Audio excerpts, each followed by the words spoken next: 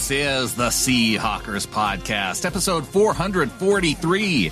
I'm Brandon Schultz of the Military Seahawkers, and I am joined by my good buddy and Montana Seahawker, Mr. Adam Emmer. 3 weeks into the season and 3 victory flagship shows, man. This is a great time to be a Seahawks fan, especially when you look around the league, especially in our division. It was a good week for the Seahawks. Week 3 was fantastic. I'm very, very fired up about it.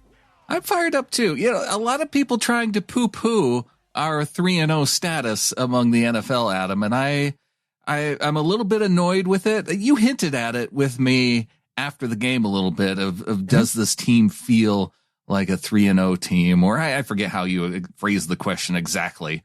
But when I look around the NFL and watch some of the plays so far this season, I see a lot of sloppy play. So it's not just our team that has looked a little bit sloppy in its 3 victories. I see that throughout the rest of the NFL. Yeah, so I think I phrased it to you in terms of, so after 3 victories, do you feel fraudulent at 3-0 or legit or at 3-0? And the only reason I asked was not because I think that it's necessarily fraudulent in any way, is more because I knew people would be saying that out in the media, and I kind of wanted to get your take on it before that narrative started rolling. And, you know, as you do look around the league, and I think you make a great point, is there one team that you look at and you're like, even if you take into account quality of play, they all have holes? Like, is there any team that you look at and go, that's a complete team? Because I'm not sure that I do. I think that there are teams that you look at and say that they have the potential to be complete teams. And there's teams out there who I think get a little bit of a pass because, you know, like with the 49ers and injuries, yes, they're 1-2, but a lot of people still expect them to be in the playoff hunt when it comes down to it at the end of the season. The Bengals, who are 0-3, people expect them to still be in the hunt, despite the fact they're 3 games behind the Pittsburgh Steelers, who are another quote unquote fraudulent 3-0 team, just because they play a really, really good defense and they don't even know which quarterback they have on the roster is their starting quarterback. They can figure that out later. It's not that important. But it doesn't seem to be a real complete team, and that's fine. I think we're in the preseason portion of the regular season. Not a lot of guys seeing preseason action. We're doing the preseasoning through these first 3-4 weeks of the NFL season now. I think it's an excellent point. I definitely think that the lack of tackling through the offseason because of the CBA and all of that really does affect the quality of play early in the year. And you see a lot of teams playing themselves into shape here in one way or that, not just physical shape, but in mental shape and being able to execute at a high level consistently.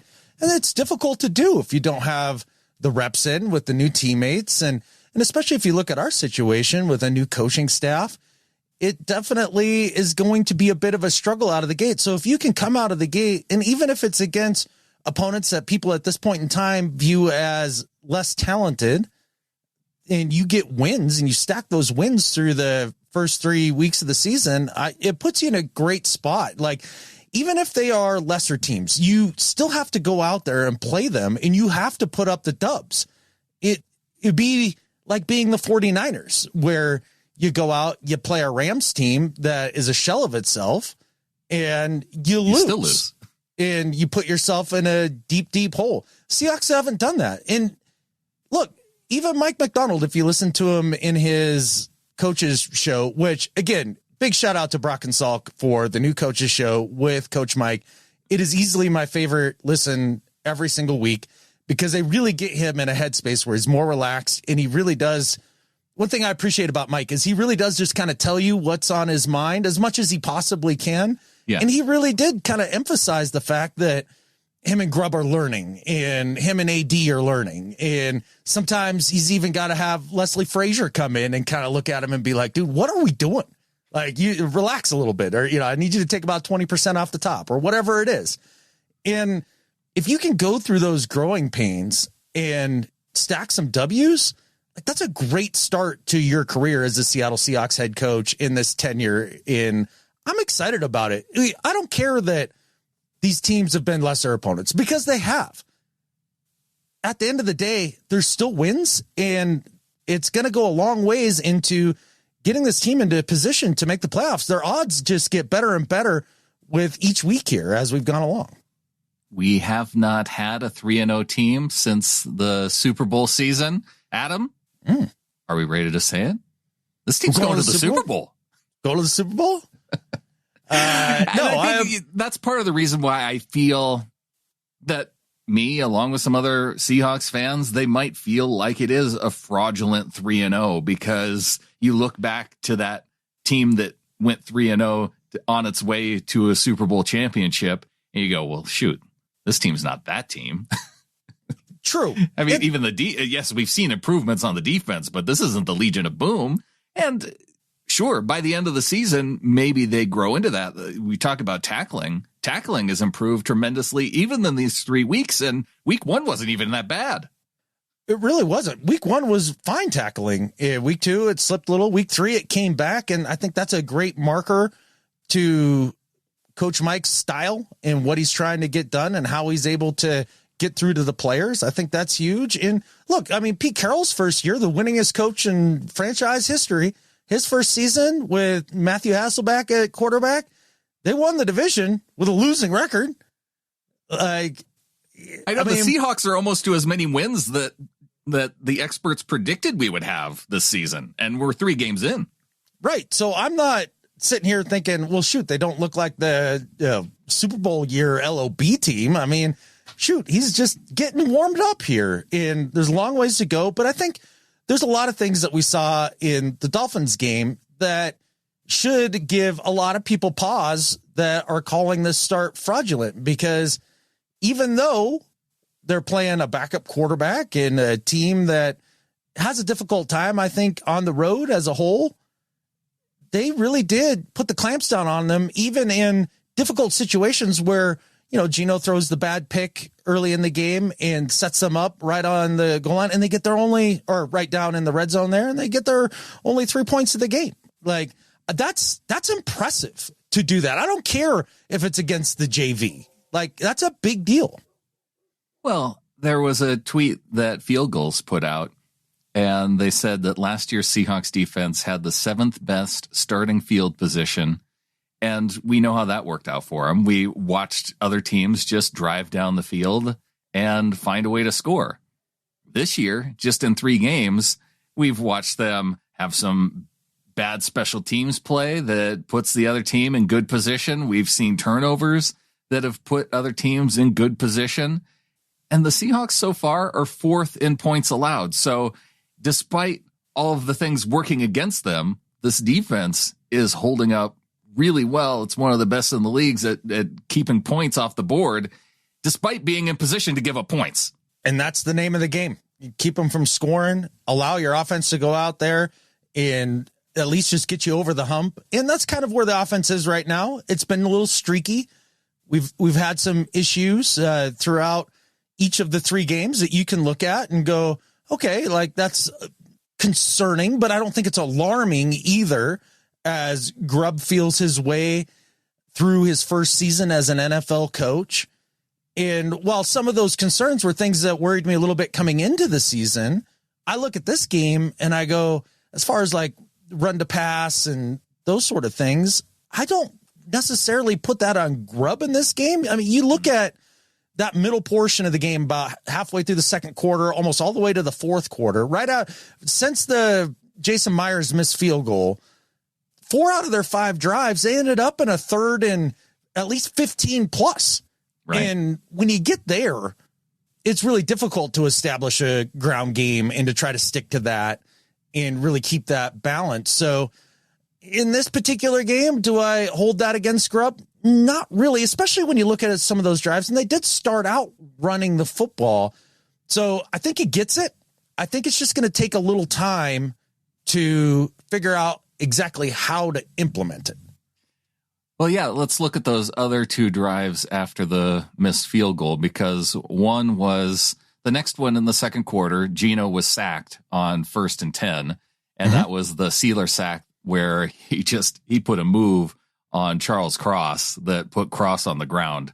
And, as good as Cross has been, that's probably been his worst play of the entire season. and we all got to see it, which he has one now. He has one bad play. Right. And that was the Geno sack, and then that put him back at 2nd and 17. They still ran the ball on 2nd and 17. The drive after, they ran the ball on 1st down, and it was a Connor Williams penalty. There were a lot of plays where they ran the ball, and those were the plays they got penalized on by the offensive line. It's a true fact. And that, again, one of the things I'm not going to kill Grubb for in terms of trying to get the run to pass mix correct. Now, is the penalty thing part of what falls under Grubb's purvey? Yeah, sure. Like he's supposed to be sure that these guys are ready, and him and Huff, they need to kind of get after that with the offensive line a little bit. And, we did see that both Anthony Bradford and Tomlinson, had their struggles once again in this game. You mentioned Cross had the one bad play. Fine. Look, if he's going to kill one drive in 3 games with a bad play, fine. Charles Cross is not the guy that we need to talk about. Connor Williams, not really the guy that we need to talk about, even though he had, a penalty and gave him some pressures. But no, the concern on the offensive line. And the funny thing is even our 3rd string right tackle, not the problem on the offensive line right now. Stone Forsythe played a hell of a game on Sunday. I was just going to throw in, I was like, and we can't say that Stone Forsythe was a problem in this last game. Now he's going to have a different kind of matchup the fall next week here on Monday night. But, in terms of this game, he did his job against a pass rush for the Dolphins that maybe isn't up to par with some of the better pass rushers in the league. But with that said, as we look at the run game and we're like, it's not really working out. Boy, the pass game really is, as a whole, really working well. And I don't know if I had mentioned this in the post-game show, but I had watched JT O'Sullivan's QB school of Geno's performance against the Patriots and going through a bunch of the different plays. And he's like, okay, here's this play right here. This is some form of, actually, I'm not sure that I've ever seen it done quite like this. And it seems to be a conglomerate of many different systems kind of melded together that even a veteran of the NFL like JT O'Sullivan, who I think does a great job of breaking down film, his problem was never between the ears. It's just he didn't have the talent. He'll say it himself.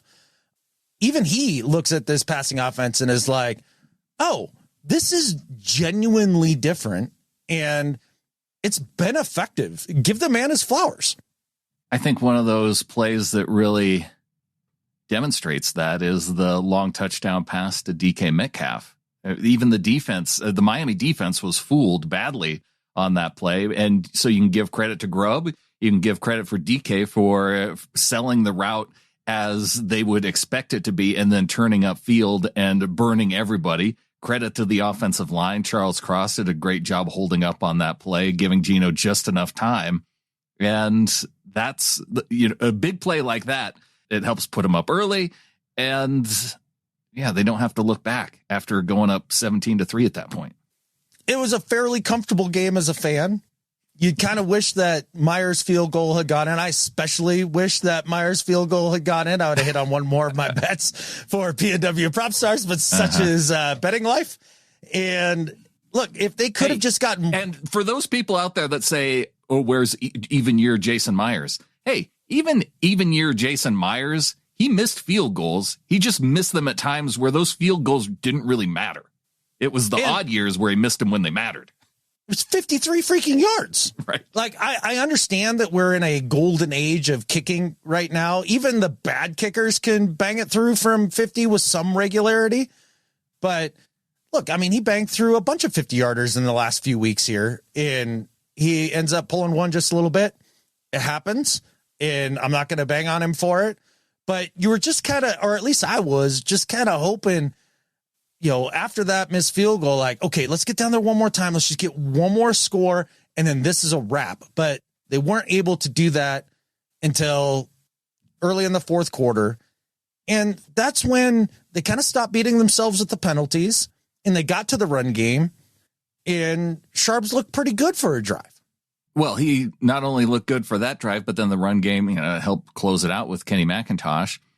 And Charbonnet he really looked good on that drive. It made me, after the game, when Mike McDonald, he was handing out game balls, he did give one to Charbonnet, and he talked about, softening up the defense, which at the time I saw it, I was like, well, really, did they soften them up? Because they barely ran the ball until that final drive. But it's things like that, though, too, that make me recognize like what they want to do versus what they did maybe didn't necessarily match up. But the fact that they were then able to help close out that drive with Charbonnet, with the run game, that part impressed me. And especially coming off a moment where early in the fourth quarter, it looked like the Dolphins, gosh, we had people in the Discord who were beside themselves. Like, here we hadn't scored in so long, and the Dolphins are knocking on the door of the end zone there and thinking, man, we'll give up a touchdown here, and then our offense will continue to be stalled, and then they'll get the ball back, and the Dolphins are going to be right back in it. And, some of that PTSD moments from being a Seahawks fan over the past few years, you're like thinking the worst. But no, it totally turns. The defense shuts them out of the end zone. Geno and Charbonnet lead them down the field and score the touchdown and put the game away. They did. And whether it's Seahawks PTSD or not, when you're general pessimism. Yeah, when you get up on a bad team by 2 scores, like, you want to close the door. And if you let bad teams hang around, all it takes is just a couple of bad breaks, because it's the league, right, and all the teams are pretty good. And all of a sudden, you've got a dogfight. But the Seahawks didn't let that happen. And I think one of the reasons why I actually hung out with DCH for a minute last night, and talking to him, he's like, one of the things I really love is that Ryan Grubb is good at adjustments, as well as Coach Mike. And so you could see they finally got some adjustments in the fourth quarter there, and were able to roll. And it made me wonder, is the way the disjointedness of the offense, is this a lack of a solid plan? Like, they're still kind of developing it offensively, their style and how exactly they want to attack, what formations they want to get to, what type of motions they want to run? Or is it more a fact that right now they're just really good at punch, counter punch, and they're kind of just leaning on that for the moment? We'll see.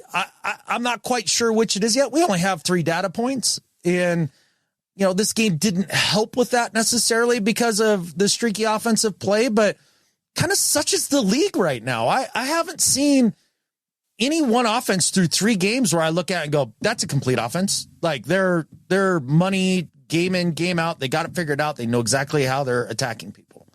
And that was, I think, what helped me get to that point too with this team, and just recognizing, even where you look at a team like the Lions, and we're going to talk about them coming up because we do have a game coming up on Monday night, but you look back on some of their games, and as dominant of a run game that they showed against the Rams in overtime and getting that score, that's not necessarily who they've shown themselves to be through every game this season, even though you saw it on display in that one moment. You look at, the 49ers and their inability. What Juwan Jennings is like their star receiver. It's just early season stuff. It's kind of weird. And not only that, Ryan Grubb, I think, learning through these 3 games, we're learning about him. He's learning about running an NFL offense. It's probably not that much different than running a college offense. You're still calling plays. I mean, the process is similar. So the process is similar. I would say it doesn't feel unfamiliar to him. No, it's not like he went from pumping gas at the 7-Eleven and is now the offensive play caller. I mean, or even a quarterback coach who gets elevated to becoming an offensive coordinator. Like, right. He's been coordinating offenses. Right. But I mean, history has shown that it has been difficult for dudes. And we've talked about that. One of the things that I'm just really fired up about is that most of the guys that have failed, I mean, really all of them, they've been massively ego driven, and Ryan Grubb isn't that guy. No. Like, I love listening to his press conferences. I genuinely do. I like the dude a lot. Like, just the way that he talks and he speaks about players and kind of what he's honest too about the idea of, we're kind of figuring out some stuff. And that's one of the things I appreciate about Coach Mike too, when they were asking him about being in the end zone for the interception by Geno and running empty. in that situation. Right. And Coach Mike's answer was fabulous. It cracked me up. Like, he's like, yeah, there's certain things you don't want to be in when you're backed up there. Kind of made it sound like maybe we won't see that again. Yeah. And then pauses and kind of smirks at the camera. Like, and that was one of them. And like, me and Grubby are going to have a convo about that. And they're very clear that while they're not idiots and they're the right hires, like especially Coach Mike, there is a learning curve and they're all going through it right now. And I'm genuinely impressed to this point because I look at this defense and we talk about fraudulent, not fraudulent, and how people are looking at it. I don't think there's any way to slice that this defense isn't legit. It looks fast. It looks tough. They've been tough up front. And I think that's the hallmark of a good defense. And the disguise that Coach Mike employs really has been affecting people a great deal. Yeah, the defense looks legit. Geno looks legit. The weapons on offense are legit. It ends up going back to some of those same weaknesses on both sides of the ball that I think that we are concerned a little bit about. Although Dotson has been way better than I expected going into the season. Rayshon Jenkins has been better than I expected. Way better than I thought. Way better. The fact that those guys both have outperformed expectations has been really fun. When it comes to both sides of the ball, though, the one thing that I wonder about is when this team does hit some adversity, and at some point in the season, it's going to happen. I mean, maybe we go 20-0, win the Super Bowl, and we face no adversity through the season. But part of me has that curiosity of how this team and these personalities, I think they're going to handle it well, but how do they handle it when they hit that adversity? Because when you're learning and still winning, things are awesome because you're like, hey, yeah, I made mistakes, but hey, we still won. This is great. How does that turn then when you're making mistakes and that impacts the team and it leads to a loss? True fact. Now, within those wins, though, there has been adversity. And you hear how exasperated poor Coach Mike is up at every press conference in being asked the same question in some form of, hey, they went through a tough stretch right there in that game. What does that tell you about this team? And you can see him be like, I sound like a broken record, but like these guys are tough. They've got mental toughness, true grit. And I'm with him. I don't know how many other ways that you can slice it, but losing does make it more difficult to maybe pull together as a team, but I do think they have the right guys. And I'm glad you brought up Dotson and Jenkins. Like, oh my goodness. Like, I was way more open-minded about Dotson just because of some of the things that he did with Buffalo and the speed and all that. And I was a little more open-minded about that, but God, I was dead freaking wrong about Jenkins. Like, dead wrong. That dude's a baller. On the same token, though, can I take a little bit of credit for my thoughts on Laken Tomlinson and Damian Lewis re-signing him? Because victory laps for Brandon. Let's go. I'm going to take a victory lap there because I had people hounding me about, you can't re-sign Damian Lewis, pay a guard that much money. Okay, he's given up one pressure. Yeah, one pressure through 3 games. So, and Tomlinson, not good. Yeah, I didn't know John Schneider had your number. I didn't know you guys talked. Him being like, dude, you can't pay a guard like that. Like, I didn't know that you were. He didn't need to talk to me. I could read his mind because, I don't even have to read his mind. That's something that he says out loud. Out loud. Yeah, he makes no secret about it. And beginning of the season, I was like, I think he can be serviceable. I think he's a mid-level guy. And to be fair to you, I think he's been below average to this point. I've got a fix. I've got it figured out. I've got a plan. I need to get this to John Schneider. How do I get this to John Schneider? Or I even think to this Scott is a great Huff start. And Ryan Grubb. This is the start of it. Yeah. You move Connor Williams to left guard. You bring in Oluwatimi. Okay. And then you start your rookie at right guard. Christian Haynes. Okay. And then we see how that works out. Not against the Lions. Let's not do that against the Lions. But if you want to do it a little later down the line, I can see it. I guess the only hesitation I would have with that is that Connor Williams, when he was with the Cowboys, did not play great at guard. Like he just didn't. So okay. He's an upgrade, I think. Maybe. I don't know, unless he's just better at guard in Seattle, like, which he might be. Maybe. Yeah. I bet we don't see it. I bet he'll stay at center. I wouldn't screw with it. Maybe you just work on getting Haynes more reps on that right side with Bradford. And I think we will see that more. Yeah, I do too. And, one of the things the DCH brought up to me is like, well, maybe these guys are just better at pass blocking than they are run blocking. And that's why we're not really running the ball. And I told this to him at the time too. Like, I don't see a world in which Anthony Bradford is a better pass blocker than a run blocker. And I believe the same about Laken Tomlinson. He's a bigger dude. He's not exactly quick. And I think if you get these guys playing downhill a little bit more, I think it would be better for their deal, and the offense would have a little easier time staying on schedule on the regular. And I think part of that is to get the hell out of shotgun so much. Like, I applaud the idea that Grubb was trying to get to the run game, even though penalties and stuff were kind of derailing that. But I do think that the style of run matters, and they need to get under center more. I wish I had taken the time to count them up again this week, but I chose to go and have a social visit instead of doing the work. So that's my fault. Somebody hanging out with DCH a little too much. That's okay. You're bringing some of those conversations to the show. You got something out of that. Come on now. Don't be so hard on yourself. Oh, look, hey, man, when one of the executive producers says, like, get in the car, let's go. We're meeting up. Like, you say yes, because, they're our boss. Well, with this game coming up against the Detroit Lions, we're going to see if Kenneth Walker is back out there. And we saw in the past with him and an oblique injury, it's something that he's had before. And he was out for 2 weeks. He has an extra day to recover for this Monday night game. Will he be back? I have to believe that the chances are good.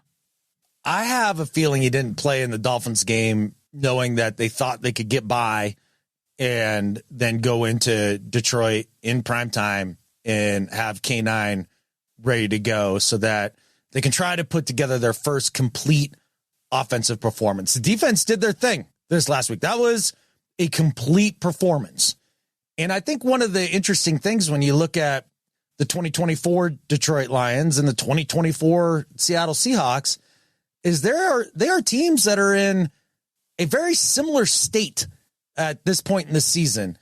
Both of them are coming off a win against a much lesser opponent in which the defense really shined. They've had a difficult time getting to the run game and sticking to it, but when they have, it's looked good. And, the quarterbacks, I think the big difference is that Geno's getting it in the end zone a heck of a lot more than Goff. So, it's kind of a similar vibe for these two teams coming in. And then also, too, on the injury front, you bring up K9, and we're talking about Leo and Byron Murphy. Like, I don't know where we're at with that. Mm-hmm. Going in, we haven't heard any news, and we probably won't because Coach Mike doesn't answer those questions. And so one thing about that, it makes that Monday show a little bit more awesome in some ways. And I wonder if Pete Carroll, as part of the coach's show, he's like, sure, if we want to spend 8 or 9 minutes of our 20 minutes talking injuries, that's time that, I'm just burning through. And I feel like now we get more actual conversation because we're not talking about injuries for 8 or 9 minutes. Yeah, it's kind of a bummer not knowing like a little bit more about these guys' status. And then on a week where they play Monday Night Football, even the first injury report on Wednesday, that gets pushed back until Thursday. So yeah, here we are talking about it on a Wednesday, and we don't even have initial injury reports going into a Monday game. Yeah, flying a little blind. I have a solution, or at least an attempt that the reporters can go with here to try to get an answer out of Coach Mike, because you hear Coach Mike talk a lot about how there's no way they get through a problem, but like straight through it. So I want one of them to like actually just go straight through this injury stuff. Like they keep trying, but they keep asking the same kind of question. I think what they need to do is be like, Leo Williams, the most doctors out there in the world say that a rib injury, if it's bruised ribs, that usually takes 2 to 3. I don't know what the timeline is, but I'm just making it up. But this is the idea of the question. It takes 2 to 3 weeks to get healed up and be ready to go. Is that something that the team doctors are also echoing when it comes to Leo Williams? Like, just try to take a totally different angle at it. And that puts him in a yes and no bind, number one, which I'm sure he'll get out of because he's a professional talker too. Yeah. But that's like the sales guy saying, would you like me to, I'm available Wednesday and Thursday this week for a sales call. Which day should I put you down for? Exactly. We can all agree that we want your wife to have the best experience when vacuuming the rug, right? I remember that when the Electrolux guy would come over and sell vacuums to my mom. Like, yeah. You ask that question to my dad, and it's like, catfish, kid. Like, what am I supposed to say? No, I don't want her to have a good experience when I'm doing this. And no, she doesn't deserve this new vacuum. Like, yeah, like just what a jerk move. Sales guys good at making jerk moves. Yeah. That's what being a sales guy is. So what you're saying is the reporters need to be more like sales guys. I think so. Or maybe build up with a bunch of soft yeses. So Leo Williams hurting a little bit. Yes. Okay. So it sounds like kind of the midsection of the body area. Yes. Just got to build from there. There you go. There's got to be a way around this just to give us a little bit more information, or maybe not. I feel like Mike McDonald pretty good at word jujitsu.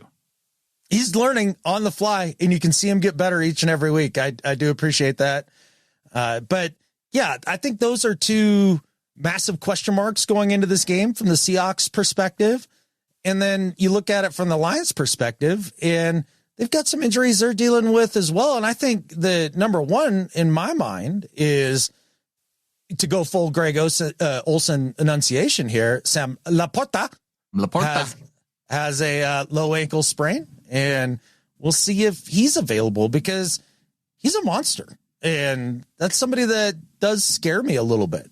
You start taking away that tight end as a pass catching weapon that don't have a lot of depth really at tight end in Detroit. Brock Wright, Parker Hesse, the two tight ends behind Laporta. But they do have a solid receiving crew with Amon-Ra St. Brown, Jameson Williams. Those two guys, really, really good receivers. Got guys who can catch it out of the backfield. So it's not like, if they were to be down their tight end, that they couldn't distribute the ball a little bit. I think one of the bigger injuries that Detroit Lions fans are worrying about is Frank Ragnow at center, because it sounds like it could be a torn pectoral muscle. No, I didn't realize it was that bad. Yeah. Offensive linemen, they need those pectoral muscles, it turns out. Yeah. Pushing 300-pound dudes, you need that pectoral for sure. Honestly, as I think about this game, I think what it really boils down to, and listening to a couple Lions pods on the drive back, they really don't feel like their offense has reached its full potential yet this year and has been, kind of in this, fits like Seattle's offense has been, where it's like you've got, a couple quarters of great and then a couple quarters of not so good. And also, too, not getting to the run game as much as they need to. Now, they managed to do it against the Cardinals, and David Montgomery was an absolute battering ram. Now, is the Cardinals front, even minus maybe your two best interior guys, as solid as the Seahawks front seven? I would venture no. I mean, short of Budda Baker, there's not a lot of talent over there on that side of the ball, yet everybody seems to think they're good somehow. Yeah. One of the things that I found interesting is that one Lions podcast in particular, they were super fired up about the defensive performance about the Cards, and just that maybe the best defensive performance they've seen in years. And it's come against a really good Arizona team.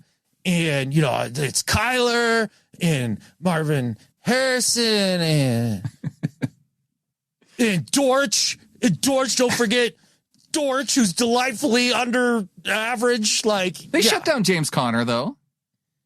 That's True. legit. True. Against a hodgepodge offensive line.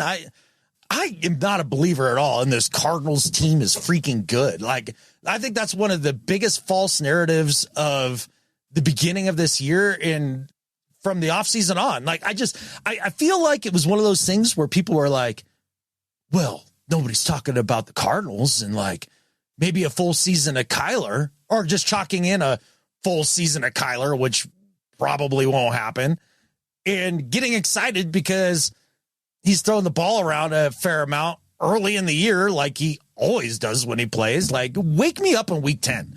Like, this is not a good team. And for the Lions to be so fired up about this amazing defensive performance against Chance the Rapper Jr. and one receiver who's a rookie, well, whoop-de-catfish can do. Like, congratulations to you.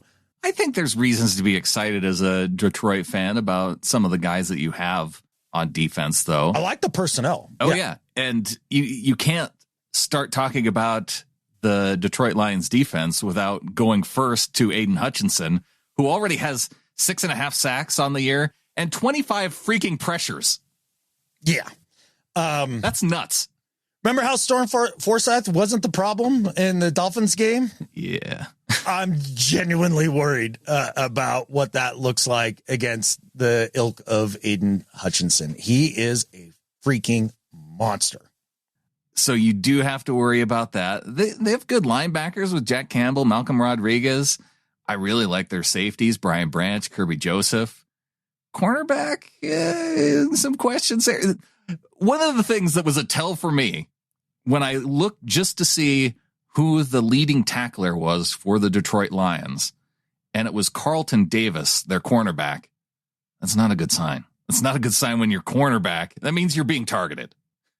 It is. And I think that probably the most, or where you're going to see this game won and lost, is the corners are going to have a difficult time matching it up against a receiving core that is light years better than the stupid Cardinals.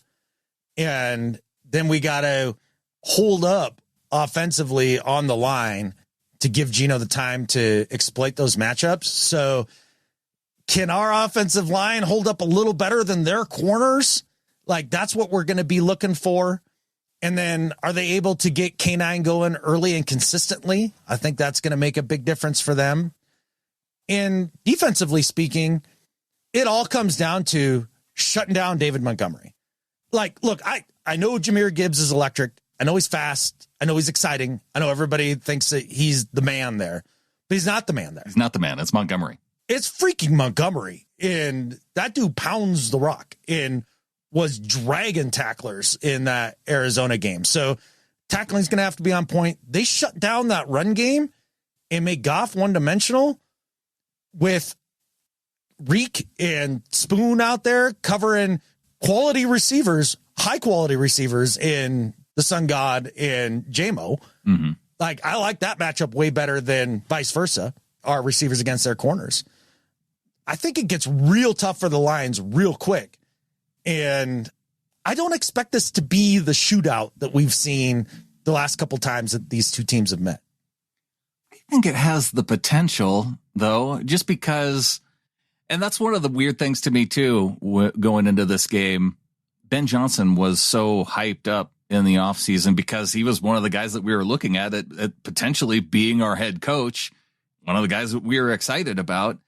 And to hear Lions fans not so excited about some of the Ben Johnson moves so far this season, well, it's not surprising considering how they performed offensively. It seems like they've had trouble, like you said, sticking with the run game when it is pretty obvious that David Montgomery is the guy to kind of put the team on his back, which then allows you to open up and distribute to guys like Laporta and J-Mo and Amon-Ra. So it was interesting, though, just knowing that maybe, I know we made the right call in terms of coach this offseason.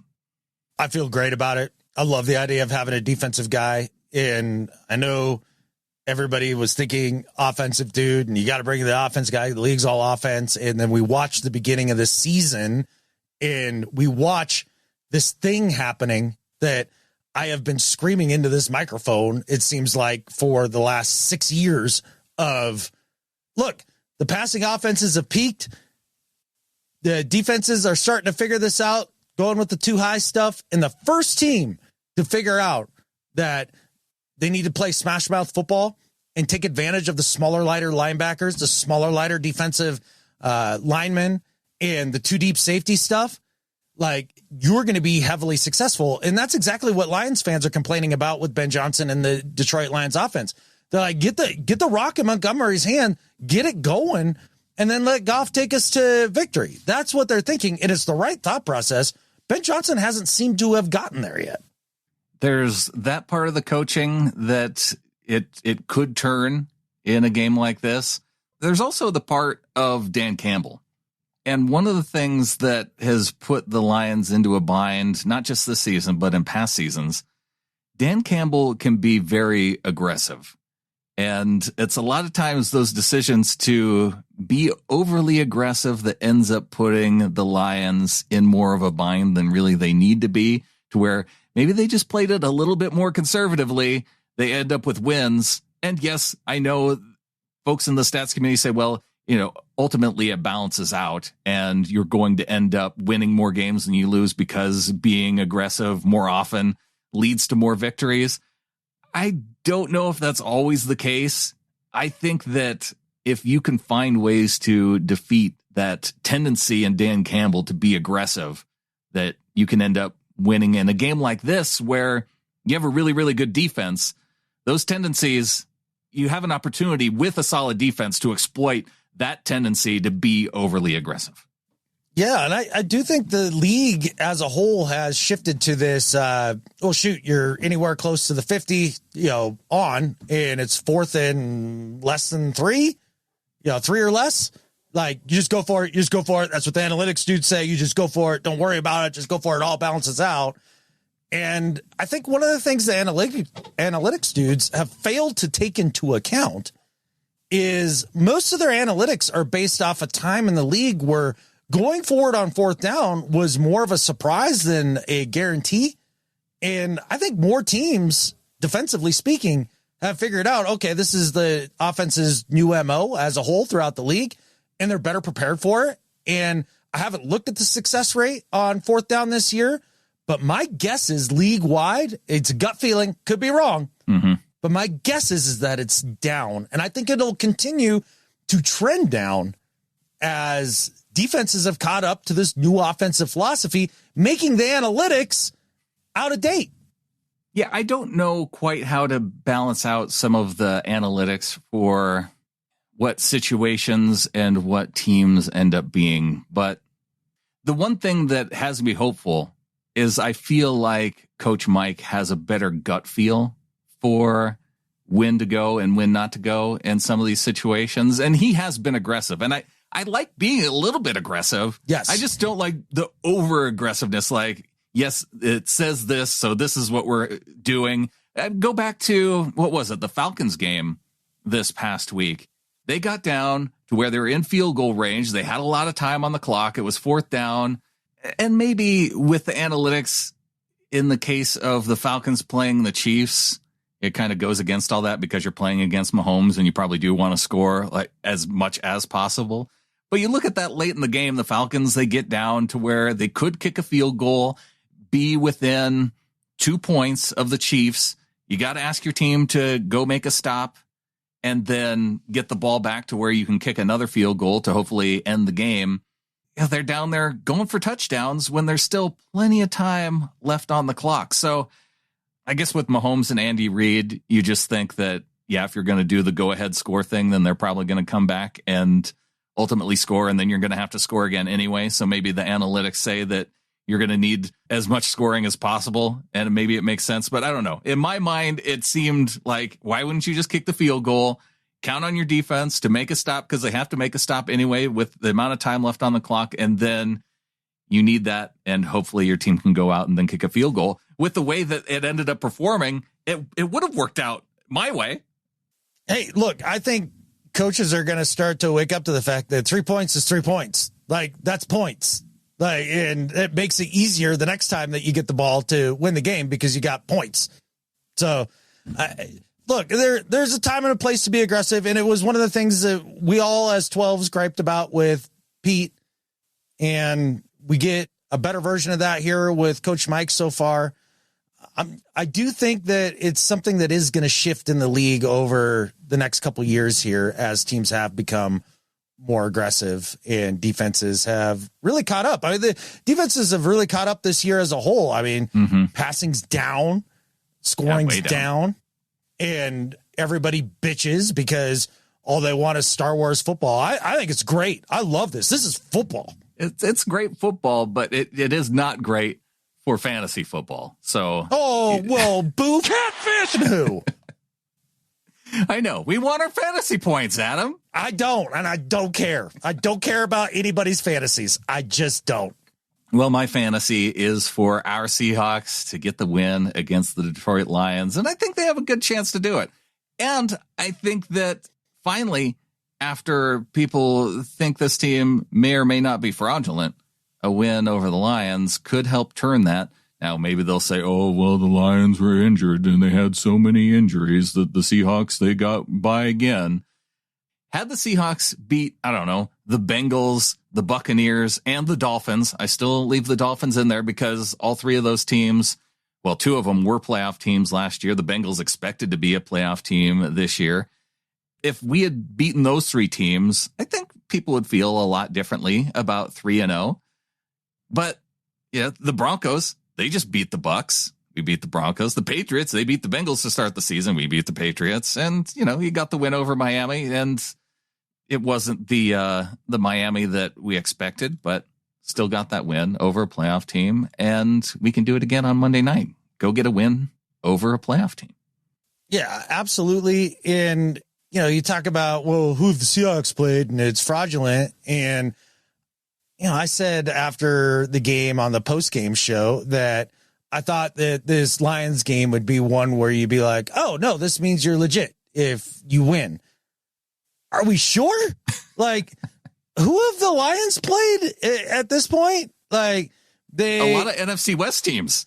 They win against a Rams team that's not the Rams. Like, they didn't have all the injuries at the beginning of that game, but they had a bunch of them by the end of that game, and they eke that out 26-20.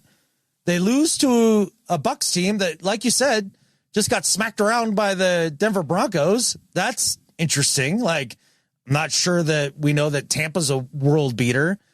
And then they, beat up early on a crappy Cards team and then failed to score in the second half, and it ends up turning into a one-score game when it's all said and done.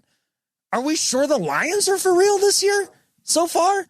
Or are they suffering a NFC Championship game hangover? So I'm not sure that even if you win this game that you look at it and you go, yep, that's the one that says you're legit. Because I'm not entirely convinced that the Lions are legit. They're just as fraudulent as the Seahawks, if that's what you think out there. Well, here's the other thing. I see people putting the Seahawks, and I don't know if this is just lazy power rankings, Adam. I think it might be lazy power rankings because the Seahawks are undefeated, but I see them in the top 5 in some of these power rankings around the league. Okay. And I'm like, okay, I feel that makes me feel uncomfortable. I'll take it. I like the recognition, but I'm not going to lie. It makes me a little uncomfortable to think that we might be one of the top 5 teams in the NFL right now. Look, you can take the top 15 teams in the league, however you want to slice it. The Seahawks are among them. And then if you want to take them and order them any which way, I'll kind of buy it at this point. Again, I have not seen a complete team in this league. I think the closest one is Buffalo? the Packers. Like winning without Jordan Love, and that defense looks good and improved with the coach from BC that they brought back to the league. And look, LaFleur, he should get his flowers. He's a hell of a football coach. Yeah, for him to be able to turn Malik Willis around from what we saw him do with the Titans, it almost makes me wonder if the Titans are going, wait a second, did we get rid of the wrong quarterback? Should we maybe have sent Levis up to Green Bay and kept Malik Willis? Yeah, I mean, maybe the Niners shouldn't have sent Sam Darnold to the Vikings. Maybe they sent the wrong quarterback. Maybe they should have sent Brock Purdy. There's a question about that, too, that I would entertain just because I dislike the 49ers that much. I think that's a conversation to have. Oh, absolutely. Here in the second half of the show, because I don't know, Brandon, if you've been listening to the Bang Bang Niners gang. Again, it's the stupidest phrase of all time. God, do better. But it's been a fun week to listen to the Niners fans and the media. And like I said, second half of the show, we'll have to touch on that. Well, let's get to it.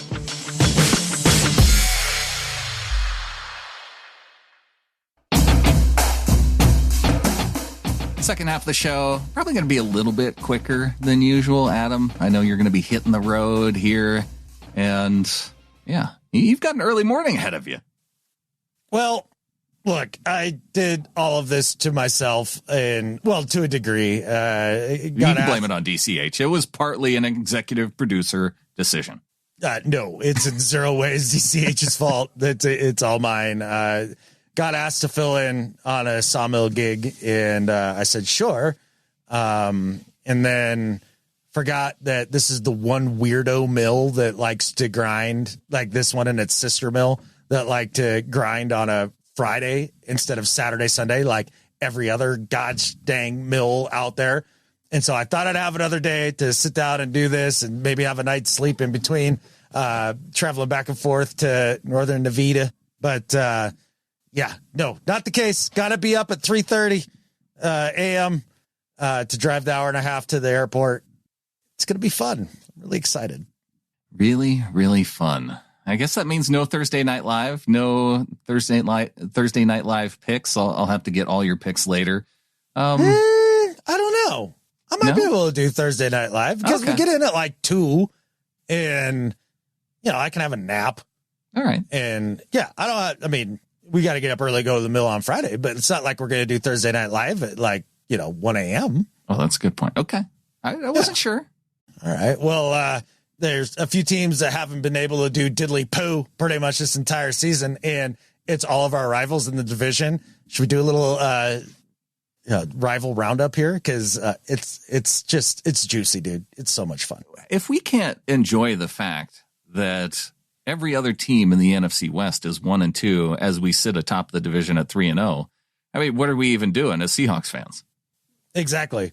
Like, for example, the crybaby ass Rams, like watching them have one of the worst defenses in the league.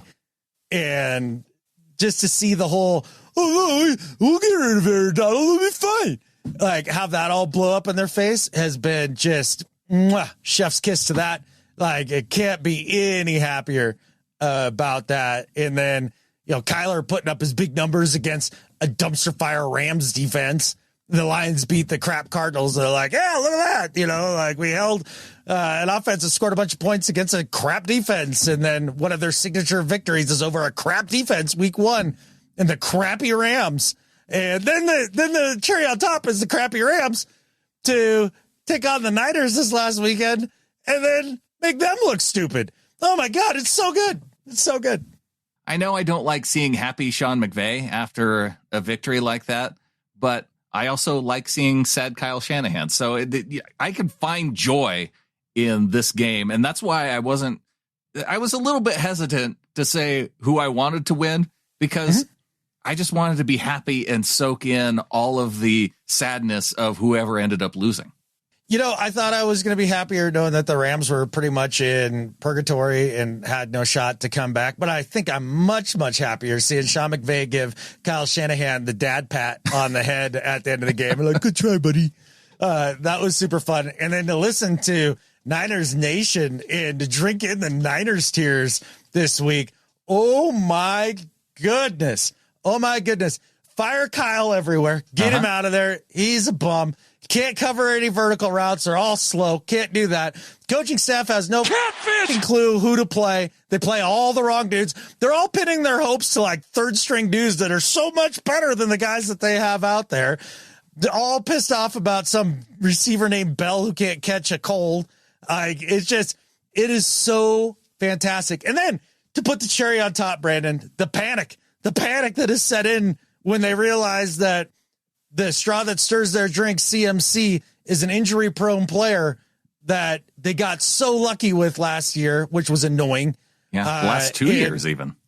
Yeah, to see him go to Germany to the Kobe witch doctor. I'm not sure it's the same one, but if you got to go to Germany, dude, it's bad news. He's going to Germany to get crap injected into his Achilles. Yeah. Ooh, that does not sound good. Not that I'm happy for Christian McCaffrey to be injured in the sense for him personally, but to watch the Niners freak out over it. Oh my God, it is delicious. That part of it is, and again, the idea that the Brandon Ayuk saga over this offseason. Oh, you can't trade Brandon Ayuk because, what are you going to get? A second round pick. And then to see Juwan Jennings go out there and be the best receiver on the team. You're paying Debo, you're paying Ayuk, and yet your number 7 paid dude on the offense is the one having all the success. Yeah. Enjoy paying all those guys now and have fun with that. How long have I been saying that their best pure wide receiver on that team is 3rd and Juwan? Like he's the best of that group. Now, Debo, more running back than he is a wide receiver. Hurt again. They pay Ayuk. He's a shell of himself. Why on earth would you pay a mediocre freaking receiver a crap ton of money after he throws a hissy fit? I don't get it. I never would have done it. I said you shouldn't do it at the time, and here we are. And then you pay Ayuk, you pay Debo, you pay Kittle, you pay Juszczyk, you pay Trent Williams, doesn't look like he's ready to go right out the gate here. He's been struggling. Their whole offensive line is a dumpster fire because they haven't paid any of them. They've put it all at skill position places. And Jake Brendel, I heard this on one of their podcasts. Jake Brendel on PFF ranks 34th of all the centers in the league. That means not only are all 31 other starters better than him, but 2 of their backups are better too. Like McKivitz has been a dumpster fire. And really, if it hasn't been for the backup running back, is it Jordan Howard? Is that Jordan? I know it's Jordan. It's Jordan something. And don't get me wrong, he's looked real good. Him, Purdy, who's actually been pretty good. He played pretty well in the last game. And, what other player? Jeez, I can't believe I lost my train of thought. It's a lack of sleep, folks. But, and Juwan, 3rd and Juwan. Yeah, Juwan. If it weren't for those 3 dudes, they'd be 0-3. Yeah, Jordan Mason. Jordan Mason, there it is. Yeah. And, man, to hear them talk about their defense, too. Bosa isn't doing crap. Everybody they paid isn't doing crap except for Warner. Dre Greenlaw is the greatest linebacker to ever live, and losing him is the end of the world. Corners are slow. Safeties are slow. My brother's slow. Like, all of it. It's just sheer gold in the right way. Oh, my gosh. I've loved it so much. I guess they can take a little bit of happiness because Hufunga's back, isn't he? Yeah. Apparently been not the same Hufanga that they had known and loved in their memories. A player who is notorious for being a guesser at his position, and you're kind of down to whether or not he's got good guesses that day or bad guesses that day. He's one game in, but yeah, I wouldn't mind seeing him. He's a Niner. He sucks. Struggle. Yeah.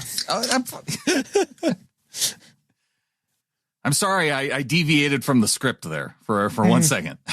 Yeah, I don't know what you were thinking. I don't know what I was doing. Yeah. But they're in a world of hurt. I think that team is falling apart. They should fire Kyle Shanahan is what they should do. Ask any Niners fan and you'll get the same response. I mean, holy smokes. Now, I understand that listening to Grant Cohn is like listening to a hidden Seahawks fan who just loves to rip the Niners. But man, it's been fun, and he cannot stand Kyle. Pretty much the whole fan base is like, this dude is just far too arrogant for his own good. He doesn't know what he's doing. One of their 2, because they have 2 defensive coordinators, Stanley and Sorensen. They both stink. Like, none of it's working. And it's just, they want to clean house. I think interactions between players in the locker room, that has to be going south already. And the fingers have to be starting to point. And this Super Bowl hangover stuff is unbelievably real. You pile in a couple injuries, a slow start, it could end up being curtains for the Niners early. And I'm here for it, man. Like, let's see it. Let's go. Yeah, I do want to see it. I think going into the season, we still thought they'd be a playoff team. But if they can just stumble out of the gate and continue to stumble throughout the rest of the season, I won't shed a tear. Not one. Oh, not to mention maybe a tear of joy, at least one. Oh yeah, absolutely. And not to mention Brock Purdy apparently has had such bad back soreness after the last game while getting the piss kicked out of him. He got an MRI this week. He got an MRI on his back. You know what's bad for quarterbacks? Bad backs. Yeah, I remember that with Fragile Back, like when he just crumpled in the end zone because his back hurt. Right. And if you're going as far to get an MRI, it's not just general soreness. It's, we better check out and see if there's something going on. Exactly. And to hear all of them talk about it, it's first they tell you, CMC's got a calf strain. Well, it's Achilles tendonitis. He's going to the witch doctor in Germany. Like, it feels like they downplay everything to such a degree that when you hear, well, he has a little back soreness, have an MRI, he may need surgery. Like, you never know. Well, one thing that we don't have to question, it is the loyalty of our members of the flock. They went to getintheflock.com. They're helping to support the show. Support the show in any amount, and you get access to our RSS feed there. You get ad-free shows. And if you support the show at $3 and above, you get into our Discord group, which is where we are on game day. And $90 and above, you get listed as an executive producer of our show. That is DCH Ryan Peterson, who is always there to support us via our YouTube live episodes. We got JC Schilling and the 313th, and we got Brian Lowry at him. Well, I mean, we have a complete roster of executive producers. The show wouldn't be possible without him. Like, literally. Like, I mean, we could do it. It would just suck way more. It's way better when you have executive producers supporting the show. It's also way better when you have other people coming in like Stephen Kirkpatrick with his score donation, 2403. A big thanks to Stephen. Huge thanks, man. Love the tradition. Stephen is an amazing little flogger. Kyler Griffiths is in as a member of the flock. Welcome to the flock to Kyler, in at $12.12 a month. That's amazing, dude. Hey, look, Kyler, I hope you understand every time I kill Kyler Murray, it's nothing against Kylers as a whole. You're a fine Kyler. You're a good Kyler. Maybe the greatest Kyler. Oh, yeah, sure. Yeah, absolutely. At least top 3. Jonathan Meekin in at 3 English pounds. Welcome to the flock to Jonathan. Very cool, man. Appreciate the pounds. That might be currency that's actually worth something because, we just print into oblivion. And we got Mark Milligan in at $5 a month. Welcome to the flock to Mark. He also he joined via YouTube, and he joined via getintheflock.com. He's all over the place. Dude, Mark's dedicated, dude. All the other Marks, like Misselbrook out there, like, you gotta step up your game. Like, he's coming for top Mark. Mark Dolphin, better watch out. Poor Mark Dolphin. I think, I don't think he's getting all the shows on his feed, man. Uh-oh. Like, yeah, he was asking about the pick show, and he's like, make this a pod. And I was like, I think we do make it a pod. I was a little bit late in getting the pick show out this past week. Oh, okay. It might have been that. It's probably because my picks were so bad it confused you and it made it slow for you. I think it ended up going out on game day because when we're doing this many shows, it makes it tough. Six shows a week? To find time to actually post some of them to the feed. I'm like, well, it's on the YouTube. It can hang out there. People can find it on YouTube, and then it'll eventually get to the podcast feed when that happens. Absolutely. Look, man, 6 shows a week is a huge undertaking. You do an awesome job getting it out there. And look, I think that's why all the little flockers are getting in the flock here to support that Herculean effort by you. And the ones that haven't, those freeloaders out there, I mean, I can't imagine they get more than 3 hours of sleep a week just riddled with guilt. Like, it's got to be impossible. Especially the freeloaders who can, like, actually afford it. I know, like, we hear from some people who are like, oh, man, I feel bad about being a freeloader. And we have to say, oh, you don't have to feel bad about it if, like, you can't afford it. Don't consider yourself a freeloader. Plus, you have the 2-year grace period. So if you're within that, and then, if then things, not going quite as well as you feel like they need to be to help support a podcast, don't bring that guilt onto your conscience. But, if you can afford it, then maybe the guilt being there is there for a reason. Look, to steal a Pete Carroll turn of phrase, I think most people know when they're a legit freeloader and when they're like just being a freeloader. And if you have a question about it, you can always write in and plead your case. And we do go circumstance by circumstance. We do. So exactly. I understand being poor. The freeloader people's court. This is That's right. Might be a new segment on the show. Absolutely. You're definitely Wapner. Yeah. I just want an opportunity to be Wapner. Yeah, definitely Wapner. Yeah. That's an old reference that the younger audience may not get. No, that's to their detriment. Tough break. Want to thank Garen at Guaranteed Barbecue for feeding my mom this week. She stopped by on Tuesday on her way back from seeing, Winona Judd and the Steve Miller Band in Spokane. Oh, and dang. Yeah. Nice.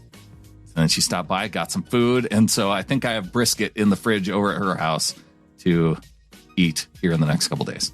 That's amazing. Thank you to Garen for doing that. No, thank you to your mom for not bringing me brisket too. Like, whatever. Fine, Glenda. Fine. I thought you loved me, like my entire life, but I guess not. No. Well, there might be enough brisket that we could share if you come on up. Oh, that's right. You're going on a stupid wheel grinding trip. It is a stupid wheel grinding trip. I don't want to go. There's no part of me that wants to do this, but duty calls. I'm not going to let the boys flounder. Well, we may still get to do picks on Thursday night then. I need to know, though, who you got between Dallas going on the road to play the New York Giants. 2 1-2 teams slapping it out to hopefully not be at the bottom of that NFC East division. Okay, I think the Giants are a legit bad team. And I think the Cowboys might be one of the best of the bad teams. So I'm going to go Cowboys here. Really? Okay. I think they're significantly better than the Giants. I'm sorry. There's no way. You can't throw the ball to Malik Neighbors every single play. You just can't do it. Maybe you can. Maybe they found a way. I mean, maybe. I don't know. Maybe he saves Daniel Jones's career, but I'm skeptical. Yeah. Well, they were able to get the win this past week, beating the Browns. See, on a week where we were skeptical about the idea of picking the Browns to lose, they go ahead and lose to the Giants. Hey, man, couldn't have happened to a better dude. Good luck with your terrible career and your terrible personal life, too. So congratulations to Sean. We can only hope that the Giants, I would like to see them beat the Cowboys. I'm going to chase it. Sure. Is this a risk pick? I might take my risk pick early. Oh, it can't be a risk pick. I bet you it's 70-30. It is a risk pick. 14%. Oh, gross. Only going with the Giants at home. I'm absolutely taking Danny Dimes to beat the Cowboys and my risk pick. I hope you win this. I hope you win this pick. I'm rooting for you, buddy. On a short week at home, those tend to be good. And in an era of the league where risk picks, maybe we should be taking more risk picks because to this point in the year, it's generally worked out for the people picking the bad teams or supposedly bad teams. Yeah, true fact. I don't know where we both ended up last week, but once again, it didn't feel good on the inside, like watching the results roll in. No, I think there are a lot of people that had a tough time this past week. But we do have 3 people leading the way in first place for the league. We got boys, Blitz Brigade, Hall, Mafe Sack Club, Teenage Mutant, and Jigba Turtles. And ooh, I like that one. I like that one too. And those are your top 3. Week 3, again, another difficult week. We got MK Decaf, Matt Kirk with the victory. 13 games correct. That was 2 better than the next closest 3 who all had 11. Boys Blitz Brigade, Teenage Mutant and Jigba Turtles. Oh, that's Kayla. And Oregon State Beavhawk. Chris all got 11 picks. But yes, it was MK Decaf with the week 3 win. Interesting. Okay. Well, one of the things about the Pick'em League that I've noticed to this point, it's just like the regular league. I don't think that there's a complete dominant team out there right now. No, it's been tough. Let's see. I finished this past week. I only got 6 picks correct. Oh, no. Oh, boy. Not great. You got 8. Yeah, extending the lead. Yeah. I'm winning in the mediocrity world. This is fantastic. 8 was probably the average. No, I think it was on the better end, actually. No, it can't be. It did not feel like I did well. No. I may not come back. I might be the one to throw in the towel this year. Okay. I mean, it'd be fun to change things up for a change. Like, that's cool. We got an email. We've got John Davison. He may be the only one that has our email address, gohawks@seahawkerspodcast.com, because he's the only one I'm getting consistently emailed from each and every week, which is fine. I like hearing from John. He says, "Hi, fellas. A win is a win is a win times 3. And this time it was quite stressless. I thought that losing Tua might be a big deal for them, but felt we would have won even if he had played.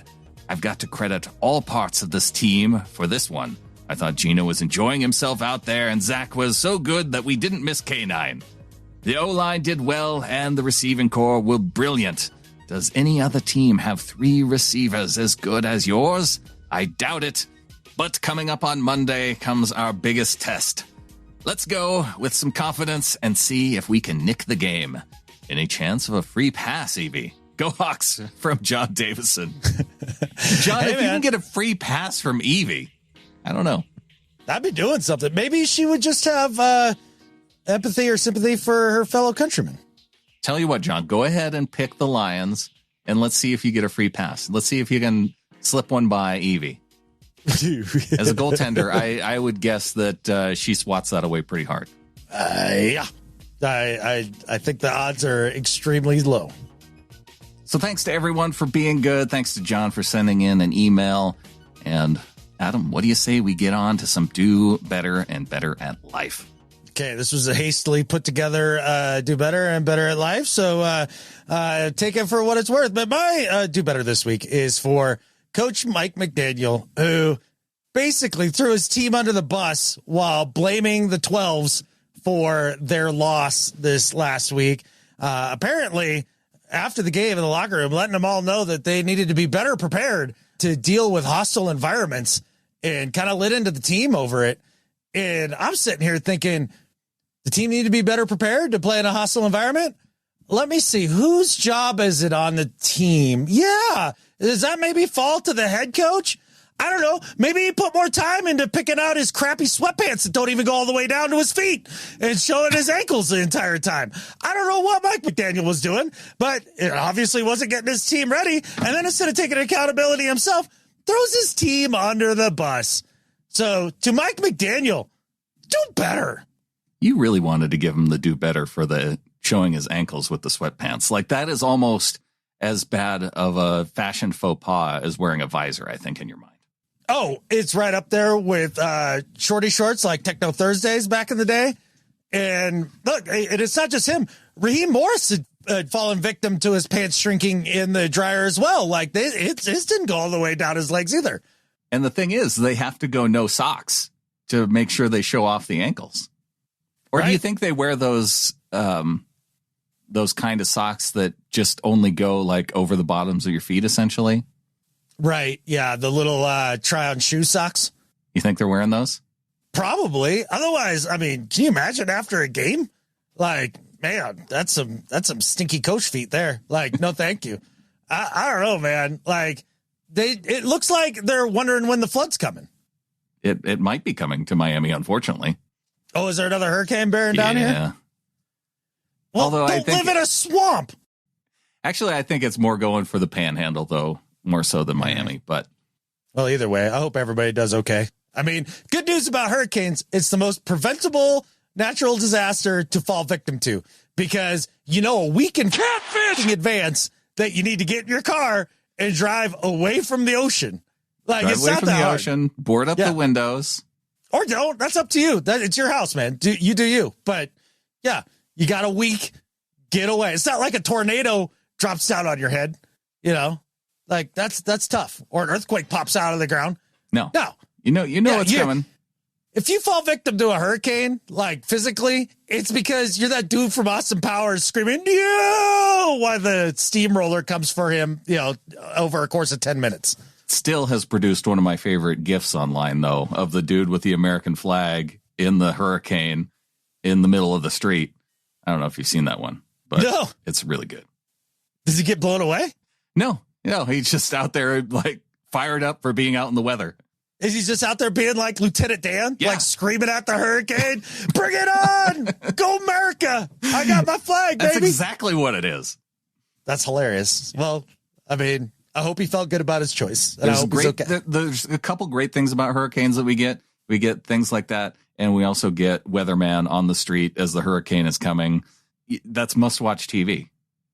Another data point for maybe the hurricane isn't the scariest of the natural disasters. Like when they purposely send a dude in there, You know what they don't do? They don't take a reporter and send him right up next to the wildfire. No, like they don't do that. Yeah, they don't send him into the giant apartment building when it's shaking back and forth and be like, Jim Cantore, what's it like in there? And we wonder why people don't drive away from hurricanes. They're like, well, the weather trucks are driving into it. May as well hang out with the weather dudes. I guess. I don't know, man. Like, hurricane coming, you get to running. Like, I don't understand the confusion here. Just go to the other coast if you have to be by the ocean. Like, how often does the Pacific coast get hit with a hurricane? Yeah. Oregon, zero hurricanes. Yeah. I mean, I think they get one like once every 200 years or something like that. They're usually pretty weak sauce. Yeah. You just got to watch out for the tsunamis over there, which is equally as terrifying. Just don't live by the ocean. It's a bad idea. We got earthquakes here on the West Coast. There's no good way to get away from natural disasters. Sure. Go live in the mountains. The only one you have to worry about is the fires. And again, another one that's real easy to see coming. And you're like, it's probably time to go. Yeah, that one actually gives off a visual signal, too. It's literally a smoke signal. My do better this week is for the betting market. And with Bryce Young going to the bench, they put out betting odds as to which teams that Bryce Young should maybe have a shot at getting traded to. And number one on the list, I'll throw this out as a guess to you, Adam. Who is the number one team that might be the most likely to get Bryce Young, like trade for him? Miami Dolphins. Miami Dolphins, number one, ding, ding, ding, top answer off the board. And it makes a ton of sense, right? Because Tua's hurt. Mm-hmm. They don't have a lot of depth there. Gives them another opportunity to go. Maybe Coach Mike McDaniel might be able to mold them a little bit. Rams also on this list, which is a little questionable. The quarterback depth maybe isn't their best thing, and Stafford has the potential. Again, I think they're trying to put him into positions with an offensive coordinator like Sean McVay might be able to help in a situation like that. The Jets also on this list, but that kind of makes some sense with Aaron Rodgers being his age. What doesn't make sense is the Seattle Seahawks being on this list of the four teams. There's four teams. There's the field. The Seahawks on this list as plus 1350. So it's not super high, but it's still, they give it a 7% chance of happening. It is not a 7% chance of happening. It is a 0% chance that Bryce Young ends up with the Seahawks. It is not happening. It makes no sense. We got Sam Howell as a backup. We got Geno Smith as a starter. Why do we need Bryce Young? We don't. Betting market, do better. Yeah, no, big time on that one. For as much as I have reservations about Sam Howell and made it very known throughout the offseason, better than Bryce Young. No, thank you. I think the number one should be the Minnesota Vikings. They lose JJ in the preseason. Okay. They got Sam Darnold starting. Obviously, he's had a nice start and good for him. But let's reunite that Carolina Panther quarterback room, baby, and have Bryce Young there as the backup. Like, you can't have enough guys that you salvage from Carolina and make look good in Minnesota with KOC. I think that should be number one. I think that would at least be better to have it as a potential option. Yeah. But for Seattle to be on this list, because then if they hit the list, I always get whatever betting lists emailed to me for whatever reason. I'm on this mailing list. And so, yeah, if the Seahawks weren't on this, I wouldn't get this email, but here they are. And here I am talking about it. Yeah. Look, I think that the Dolphins should be giving the Pittsburgh Steelers a call and trying to get themselves Russell Wilson. I wouldn't mind seeing Russ down in Miami. Oh, I would. It's gross. I don't want to ever see it. No, thank you. He's got to hit all the teams that you dislike. Miami, next stop. Yeah, I mean, he's been on the Adam hates these teams tour, that's for sure. Broncos, Steelers, and then the next being Miami. I don't know. Then they'll circle back to the Rams. Yeah. Makes the all good the news sense. is that them being a little shorter is that he'd be able to borrow Mike McDaniel's pants and they'd go all the way down to his feet. They'd be the correct length. Yeah. On to Better at Life. All right, man. My Better at Life than Skip Bayless this week is for executive producer of the DCH. Giving me a call up and being like, my man, it's been a minute. Let's get together. And making the effort to drive about 5-6 hours to meet me at a seedy casino in Jackpot, Nevada. And if you've ever been there, you know just how seedy and tiny Jackpot is. Hung out in camp chairs, drank some beers, got to shoot the catfish. And it was just awesome to see him again and get to talk. We honestly didn't talk a ton of Seahawks football. It was mostly life and everything like that. Just love the dude and really do appreciate, him taking the time and making the effort and obviously being such a huge supporter of the show as well. And when your boss calls and says it's time for a meeting, you got to show up. Show up. The DCH, better at life than Skip Bayless. Yeah, glad you guys had a great time. But maybe, Jackpot, not the place to go. We pick a better place next time. It was about halfway for each of us. Although what should have been my do better is catfish time zones. Like they're my Achilles heel. I screw them up all the time. And this is what happened here. So Jackpot's just on the other side of the border of Idaho, and Idaho Mountain Time. Nevada is Pacific Time. But the town itself operates unofficially on Mountain Time because most of their business comes from Idaho because it's out in the middle of no hell's where. And got it all wrong. Ended up being an hour later than I thought I'd be because I didn't know which map app to believe. And I'm just garbage at time zones. I can't get it right in my head. I can't. I'm a disaster. So you couldn't just go with the amount of mileage and then try and calculate your own time in your head. You just were betting that the app knew what it was talking about. Never claimed to be a Rhodes Scholar. No, I just looked at the times because, again, I'm an idiot when it comes to these time zone things. My Better at Life this week is for DK Metcalf. One of my favorite guys to watch in his press conferences. And one of the things I appreciated from him this week, one of the reporters asked him, because he talked about that catch that he had this last week where he did it over the top of the defensive back, able to come down, kind of a contested catch, get his feet in bounds. And he said, last year I don't make that catch. And I love the follow-up question of, well, why don't you think you make that catch last year?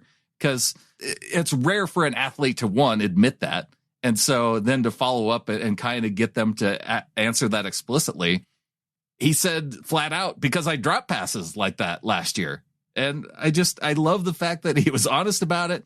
Then he talked about how he recognized it as a weakness in the offseason. He threw with Geno. He had his trainer, guarding him in his face to work on those contested catches throughout the offseason. So recognize the weakness in this game, put in effort to making it better, and then to have it pay off in this game against the Dolphins. Some guys get paid and they feel like they've arrived, that they don't need to make any improvements. And maybe contrast that with Brandon Ayuk down in San Francisco. Not DK Metcalf. He's putting in the work of the offseason. He's getting himself better every single year. DK, not one of those guys who gets paid and is just happy and content. DK Metcalf, better at life than Skip Bayless. Oh, man. Look, especially with BA looking like a BM down there in San Francisco. Yeah, DK coming out. And look, in some ways, it's kind of a humble brag, right? Like, well, I didn't catch those last year, but I do this year. Now. Like, I'm better. But with that said, this is the best version of DK Metcalf that we've seen in the league. Like, without question, he has been outrageously good. I can't wait for more of it. On toward DK Metcalf MVP season? Yeah, and I think he starts getting that talk after he torches Terry and Arnold for 2 tutties this week. I am excited for it. I am not excited about the fact that you just said tutties. I'm loopy, dude. Give me a break. And I think with that, there's only one thing left to say. go Hawks. Go Hawks. Buddies.